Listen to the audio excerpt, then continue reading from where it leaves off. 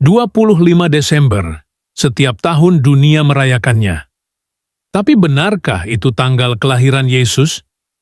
Atau ada sejarah lain yang selama ini tersembunyi?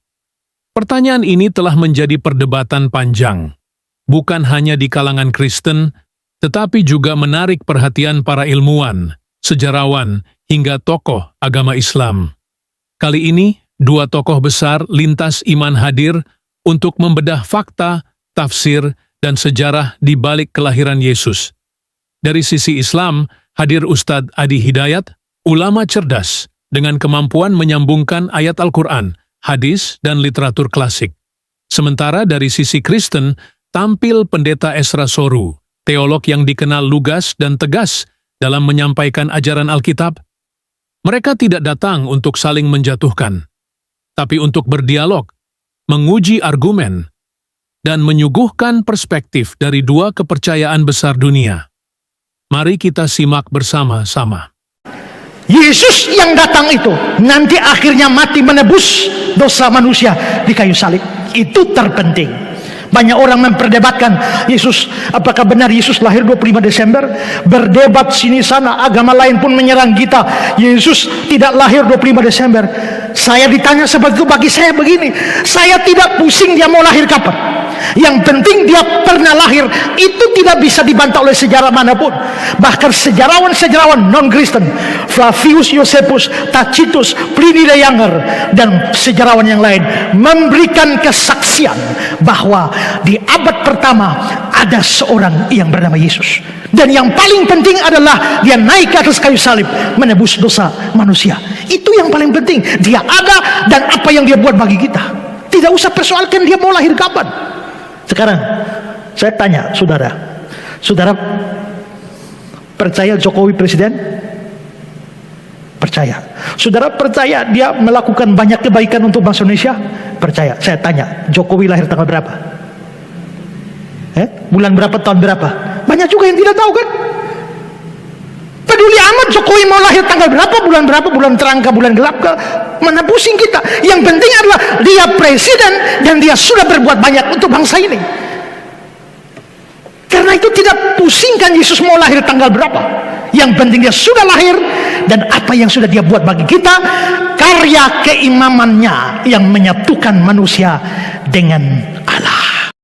Misal ada yang mengatakan hari lahirnya Nabi Isa itu kan tanggal sekian-sekian di bulan Desember, biasanya tanggal 25 gitu kan. Baik. Nah, ketika diungkapkan seperti itu sudah lama, dari dulu ada begitu. Turun ayat Quran untuk meluruskan.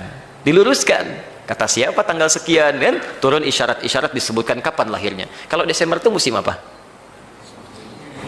Musim dingin, musim hujan, Pak ya. Baik, musim hujan kalau di kita ya. Baik, tapi kan Nabi Isa lahirnya bukan di sini. Ya, Nabi Isa lahirnya di mana? Halo? Di Palestina, baik ya? Baik disebut Bethlehem itu Baitul Laham. Ya, tempat daging disebutkannya. Tapi jangan terlalu berlebihan juga ya. Ada yang menyebutkan di kandang domba dan sebagainya. Saya Allahu a'lam itu jangan terlalu berlebihan. Tapi nggak nyambung juga lahir di kandang domba tapi dirayakan dengan pohon pinus, kan nggak nyambung ya. Baik. Tapi kita jangan terlalu jauh lah ya, jangan terlalu jauh. Perhatikan kalimatnya. Ini beliau ketika disebutkan bulan Desember tanggal 25, ini kita membahas dari segi ilmiah ya. Jangan mengecilkan keyakinan umat lain. Kita hanya membahas tentang argumentasi ilmiah. Jadi kalau nanti ada dipersoalkan, kita berdiskusi secara ilmiah. Jangan marah gitu kan. Tapi kita berdiskusi dengan ilmiah karena kita kan umat ilmiah, umat berilmu dan diharapkan bisa berkembang intelektualitas kehidupan kita. Jadi silahkan kita diskusi dalam kebaikan tanpa harus mengecilkan satu dengan yang lainnya. Baik, perhatikan kalimatnya. Quran surah 19 Maryam dari ayat 22, 23 sampai 26. Dari posisi paling kiri sebelah bawah sampai paling kanan sebelah atas. Ya. Baik, sudah ada ayatnya? Sampai ke fa'aja'ahul makhad sampai wahuzzi ilaiki bijiz'in nakhlati. Ketika ibunda Nabi Isa itu Maria disebutnya kan, lisan orang-orang yang lain, merasakan kandungan yang sudah semakin berat, lelah ya, sampai mengatakan ya Allah kan, kalau saya meninggal sekarang pun saya ikhlas ya Allah, wa kuntu nasyan mansiya, kemudian saya dilupakan aja gitu kan, sampai tidak harus seperti ini. Itu ketika dalam keadaan demikian dihibur oleh Allah. Apa yang dikatakan kemudian direkam oleh Al-Quran? Sudah, kamu jangan mengeluh kalau kamu lelah, capek, sulit dalam kandungan. Pukulkan saja itu tanganmu ya ke batang kurma itu, sedikit saja pukulkan, maka sedikit goncangan itu akan menghadirkan kurma yang sudah matang itu, rotaban janiyya. Ibu, ini saya beri isyarat Bu ya, ada kalimat rotab janiyya. Rotab itu kurma yang mengkau, matang ya. Kalau beda antara tamar dengan rotab, kalau tamar sudah agak kering, kalau rotab itu kurma matang, itu yang lunak Pak, masih banyak kandungan airnya, glukosanya tinggi. Dan janiyya terkait dengan kata janin, itu bagus untuk perkembangan janin. Jadi bagi perempuan yang sedang mengandung itu, cari sifat-sifat kurma seperti itu. Makanya kalau Anda sekarang umrah, itu suka ada kurma Maryam gitu kan, walaupun belum tentu dimakan oleh Sayyidah Maryam gitu ya. Baik, kurma Maryam itu bukan harus kurma yang seperti itu, bukan. Setiap rutab, setiap jenis kurma yang sudah masuk fase rutab, ada fase tertentu yang itu baik untuk perkembangan janin. Jadi setiap kurma, nggak harus kurma yang itu. Jelas ya? Baik. Nah di sini paling menarik, gerakan sedikit kurma bisa jatuh. Berarti ketika beliau itu akan dilahirkan dalam kandungan itu, Sayyidah Maryam, itu berarti musimnya musim apa? Kurma itu tidak mungkin tumbuh di musim dingin, nggak mungkin, mustahil itu, mustahil. Pasti di musim panas. Puncak panas itu ya sekitar Juli sampai Oktober di Timur Tengah. Saya tinggal di 5 negara di Timur Tengah. Itu selalu Juli sampai Oktober, itu puncaknya. Dan kurma paling enak itu memang saat panas. Saat sedang panas-panasnya luar biasa, cepat matang, mengkal, itu paling nikmat tuh kalau makan kurma itu. Enak gitu Pak. Ya, nggak percaya silahkan, ya. Itu nikmatnya luar biasa. Jadi di sini kalimat Quran ingin menyampaikan bagaimana orang bisa datang. Ya, logika sederhana aja ya, ke satu tempat. Kan kandang domba sekarang dengan kandang domba dulu, kalaupun dibenarkan itu kan beda situasinya.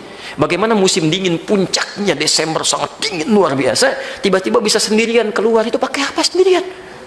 Pasti merasakan kedinginan, berbahaya bagi kandungan.